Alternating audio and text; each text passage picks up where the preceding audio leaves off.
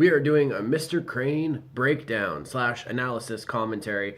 I don't know. I'll figure out a fucking name for this before I upload it. Either way, this is like this was the first like longer short film that I did. It's only like 4.5 minutes really, so it's not like crazy long anyway. But Mr. Crane was like the first character that I've really like kind of like developed, figured out like a backstory for, all this kind of thing. Like it was the first time I had gotten to really dive into like an actual character. It was a lot of fun. We hit some like obstacles, like a lot of the original footage. I don't know. I can't even really remember what happened. It was a while. It was a long time ago now. But there was a couple of scenes like when we go through it, I'll be like, oh, that was like an original one or whatever. But again, like this was kind of one of those things where, you know, things got messed up and I had to like figure it out kind of like last minute. I don't know. Either way, we're going to go through it. I know there's going to be some things that probably still bug me about it. But whatever. Let us do this. I've walked many worlds, many ages. Right away, this is something that bugged me. One, I probably should have done like a cool intro or something for this. Two, I had the camera on a certain setting, and that's why it like, I don't know, that's why it's all like kind of like a noisy picture, and that to be honest, when I first saw it, it crushed my heart because I wanted this to be like smooth as it could be, but whatever. Run it back a little bit just so we can. Many worlds, many ages. I've seen the fall of empires and the rise of tyrants that have changed the world. I've watched the most frightened men turn into scared little children, start reaching for any god they could, not knowing that God sent me. So this scene, I wanted to kind of like remind you of like kind of like a battlefield going on, you know what I mean? Blackbeard's pistol, Ragnar Lothbrok's cloak, Horus's sword. So with that, okay, so Blackbeard, a lot of people know that was a pirate. Ragnar Lothbrok, a lot of people do know him from the Vikings show, but he is actually a character in a lot of Norse tales as well. And Horus is from Egyptian culture. All souvenirs of men I was sent to kill, but let their stories be heard. It was a cruel trick by the gods. Okay, before we get into that, I'm actually stopping this, pausing it a little bit more than I had planned to. So I apologize if some folks don't like that. But that beginning part kind of like, it sums up who like Mr. Crane is right now. Now some people have asked me, is he a time traveler? Is like, what is he? Basically like, and I think the line is coming up or whatever. But when he says, like, I've walked many worlds, many ages, you know, goes through, like, the things that, like, souvenirs of people he was sent to kill, but let their stories be heard kind of thing. Excuse me. That's basically, like, Mr. Crane was found a long time ago. And basically just, like, the gods won't let him die. So he's not a time traveler. Instead of, like, the time traveling thing, think more of along the lines of, like, Highlander, where it's like immortals from like the Scottish Highlands and like stuff like that, and like immortals from long ago, like that. It's more along those lines. So kind of like if there was like a hitman in the Highlander universe kind of thing. So we carry on.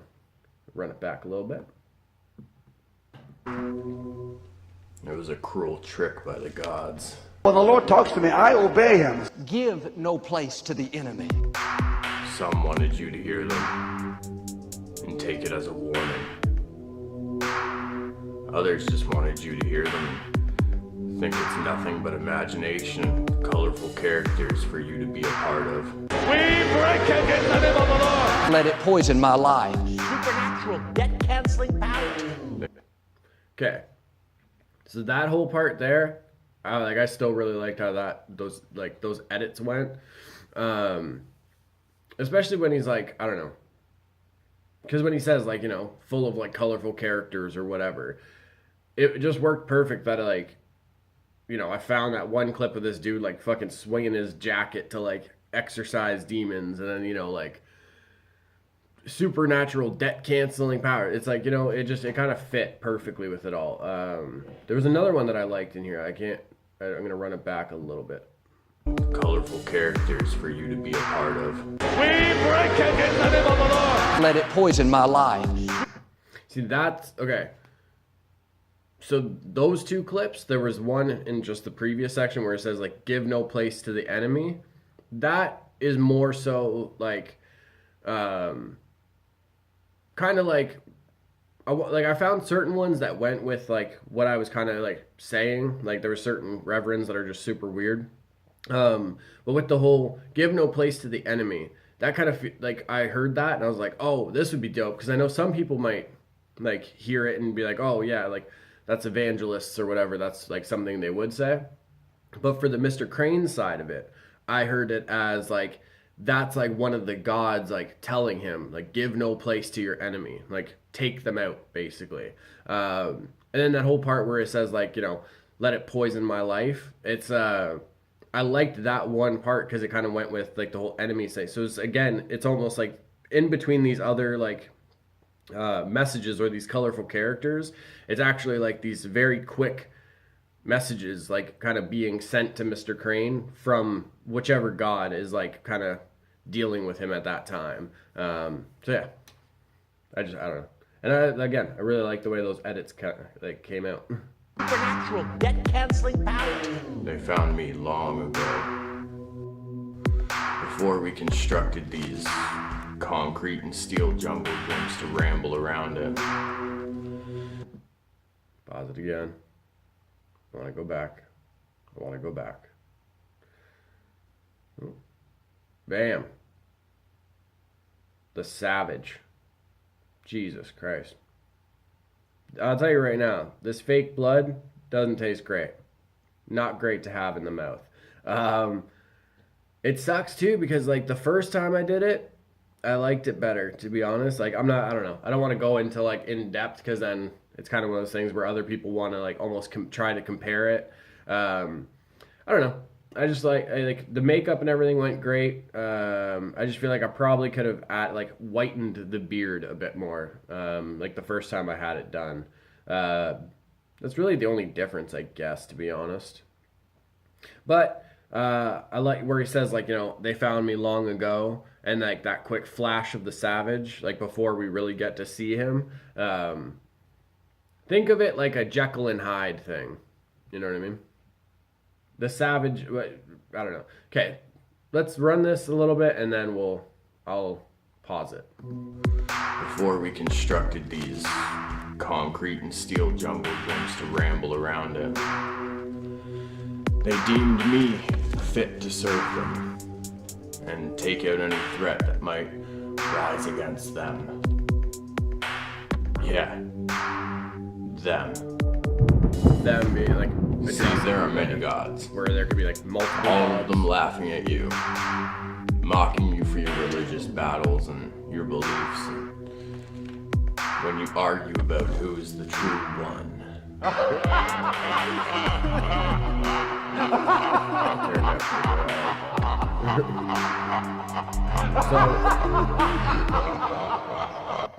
The reason I did the whole I definitely wanted to, like, address, like, the whole how there's people in the world that, like, believe in the many gods. There's people who believe in a more monotheistic, like, belief system where it's just one god. But, like, we're always, like, people are always arguing about who's right and which god is real and which god isn't and everything. And for Mr. Crane, I felt like it was just because he has to fucking deal with all of these gods and kind of do their bidding, and he knows that there's more than one. Like, he knows that they all kind of exist. It's kind of, that whole thing where he says, like, they're laughing at you for trying to, like, fight and argue about, like, who's the true one. You know what I mean?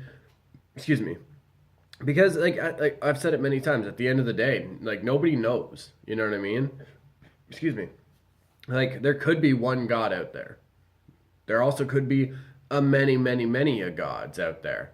Or there could be no gods out there. Like it's one of those things. Like we spend so much time fucking arguing about who's wrong and who's right.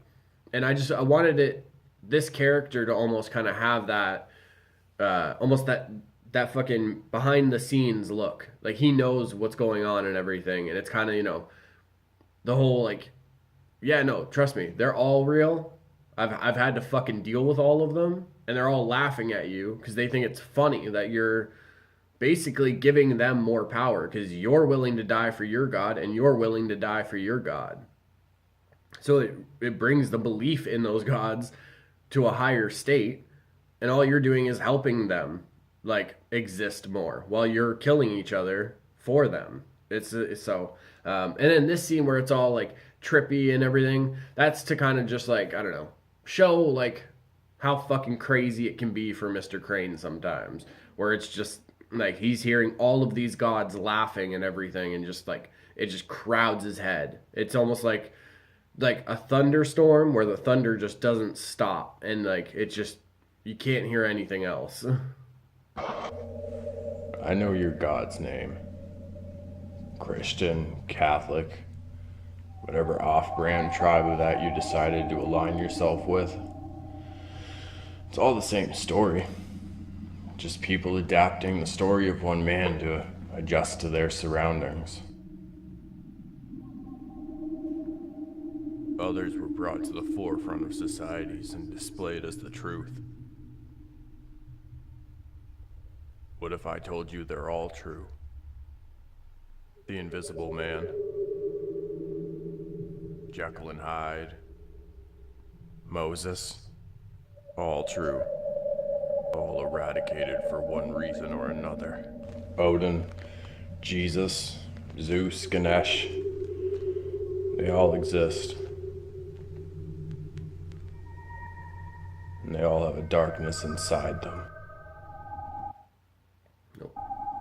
A darkness they chose me to be the physical form of. A dark cloud that never dissolves or disappears with the wind. Okay, I want to pause it. So the parts where it's like, basically like Mr. Crane wrapping the barbed wire around like the baseball bat, because like when you see Mr. Crane from behind, if you notice, like he is like fiddling with something kind of thing, getting things ready. I wanted it to kind of like show like the difference, you know what I mean, where it's like Mr. Crane's getting ready to like just use another one of his tools, while like this savage is just fucking waiting to get out, waiting to bust out. And where it's, the reason I put that scene of him like holding the necklace after all of that is to kind of like to show where it's like, okay, so like this, like the savage, it's kind of something that's always with him. You know what I mean? It's like, it's something that's kind of like very tight to him. He always has it, that like the savage's necklace is like always on him at times. You know what I mean? It just kind of, it shows that connection. Well, at least for me. Yeah, I want to run this back just a little bit here. There was some stuff that was said. Hyde, the Invisible Man. Okay.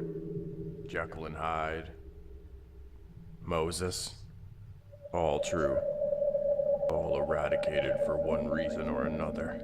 Okay, so that whole Jekyll and Hyde, Invisible Man, Moses, like all true, like all people I was sent to eradicate or whatever, that's to show just like, that was just at least to give an idea to the viewer of like how diverse that these stories can be, where it's, maybe there's certain characters that we know because of Mr. Crane and like the gods sending him to do their bidding or whatever have you. So yeah, it's one of these things where it's, I guess you could say very League of Extraordinary Gentlemen esque, where it's, it's the real world, but these, fictional characters actually do exist, where it's like, Wilhelmina Harker Invisible Man, Dorian Gray, I want to say Captain Nemo. Either way, it's just to show, like, again, it's just to, like, illustrate the point. Like, Mr. Crane is not like a regular character. He has, like, been intertwined with many a people that you may, like, have not realized was real. You know what I mean? That kind of thing. Then Jesus, Zeus, Ganesh, they all exist. And they all have a darkness inside them. A darkness they chose me to be the physical form of. A dark cloud that never dissolves or disappears. It was a with the lot of wind, fun doing the Savage stuff. only grows and keeps moving.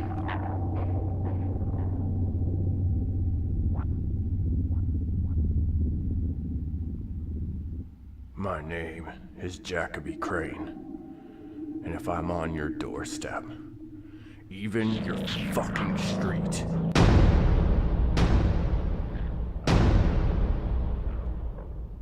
your time is up, and the God you're waiting for is probably the one that sent me.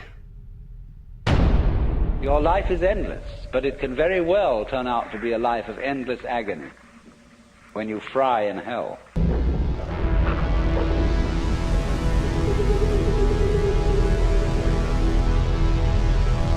There is, like, okay, so these scenes for the Savage, honestly, like, I had so much fun doing it. I don't know. Oh, no. We're in here. So, like, these... And if I'm on your doorstep, Oh, I'm gonna pause. even your fucking street, Okay, so that first fucking knock is gonna haunt me for, like, ever. The sound happens just before the knock. And it's just, it irks my soul. It really does. But no, the Savage stuff was so fun to film for this, like getting to like swing the spear around, which actually is on the weapon wall over there. Getting to like swing the spear around, just like be all painted up and kind of like, you know, growling and yelling at the camera. It was a lot of fun to do. It really was. And if you kind of like, I don't know, what's the word? If you kind of like pay attention, I guess, I don't know. I don't like it when people just say that, where it's like, if you pay attention. But like, if you watch, so the end of it is him on somebody's front step as he's, you know, saying those lines where it's like, if I'm on your street, if I'm on your fucking doorstep, like there's nothing you can do kind of thing. Throughout all of this, we've seen him in a house. He's been somewhere, like, kind of feels like talking. Well, at least the way I wanted to do it was kind of like almost like he was talking to somebody. That's why we go from the scenes with him sitting down to then him standing and still looking like down at the camera, or like at the same level, as with the Savage as well. So it's one of those things where it's kind of, I wanted that kind of moment for some people where they see him on the doorstep and like closing the door to the house and everything, and they're like, oh shit, like fucking, like this is like this is him telling somebody all of this kind of thing, like before he fucking kills them or whatever have you. So yeah, I don't know. It was kind of like, I just thought it would be a really cool idea to do if I could like kind of like execute it where it's like the end kind of like, in a way the end could have been the beginning because it's him arriving to the house and everything. But yeah, I don't know. Oops. Just like off by a little bit. your time is up, and the God you're waiting for is probably the one that sent me. Your life is endless, but it can very well turn out to be a life of endless agony Quote. when you fry in hell. So, yes, for the folks that don't know, my real name is Alex Kaiser. And if you know me on a personal level, you can call me Alex. You ain't gotta call me Juvy. All the music, yes, provided for this whole thing was by Naughty Beats. He actually just dropped some new shit. He just dropped, I think, like 4 new projects. 2 or 3. You know what? I might be wrong. I know it's multiple, but I can't remember how many. Either way, naughtybeats.bandcamp.com. Now, I want to go back just a little bit. This is going to be the last scene. Where are we? Okay, yeah, you can see here. So, I don't know if everything's going to go away. But if you folks go back and watch Mr. Crane, that last scene. So the last scene when I'm closing the door, you can see Miss Kaiju's legs right here. she is in Mr. Crane and everything. She and it made sense. I was coming in the house and everything. Like there's no of course she's gonna be there kind of thing. You know what I mean? But I thought that was awesome because when I first released this, I didn't even realize that. When I went back and watched this again recently, I noticed her there, and I thought it was hilarious. Also, if you notice, do not have my eye makeup on. Fucked that up. I fucked that up. I just noticed that during this watch, to be honest. So my bad. I fucked that one up, folks. All right, this has been the Mr. Crane kind of breakdown, analysis, commentary, whatever. I don't know. I don't know what this was, but I know I enjoyed it. I had a lot of fun doing this. I really did. I definitely would like to do more of these. If the Hooligans want to see more, the next one I would like to do is One Bad Day. And then after that, it's a Hooligan's choice. So go to the playlists, go to short films, pick whichever one you want, and we'll do a breakdown of that for the third one of these. But again, like I said, I had a lot of fun doing this. I hope the Hooligans out there enjoy it. I hope you all, you know what I mean? It would suck if we did these and then everyone's like, man, this sucked. But it happens. I understand it happens. I just hope it doesn't. So to help me know that it doesn't, go ahead and click that little thumbs up right there. Right there. It lets me know that you enjoyed it. Has nothing to do with advertisers, nothing. It's all about Hooligans. I just want to know the Hooligans are enjoying the content. So yes, thank you for watching. Hit me up with your thoughts or anything, whatever you got from Mr. Crane. I would love to hear everybody else's ideas and interpretations and whatever. If you want to, hit me up and everything on my Instagram about those. Just hit up my page and go to the most recent Mr. Crane picture and then comment below that. It keeps them all in one area. Easy for me to find. And don't forget, this is the first time we're seeing Mr. Crane. There's going to be much more of him. There's going to be animated shorts. There's going to be another short film coming. This character is not going anywhere anytime soon. I have a lot of stories for him. I have a lot of ideas for him. So he's not going anywhere, and neither is the Savage. So this is the beginning of the journey. Yeah. Thanks for watching. Make sure you like, share, subscribe, comment below. Hit me up on Instagram, Twitter, all that good stuff. Same name is on here, folks. Mucho love.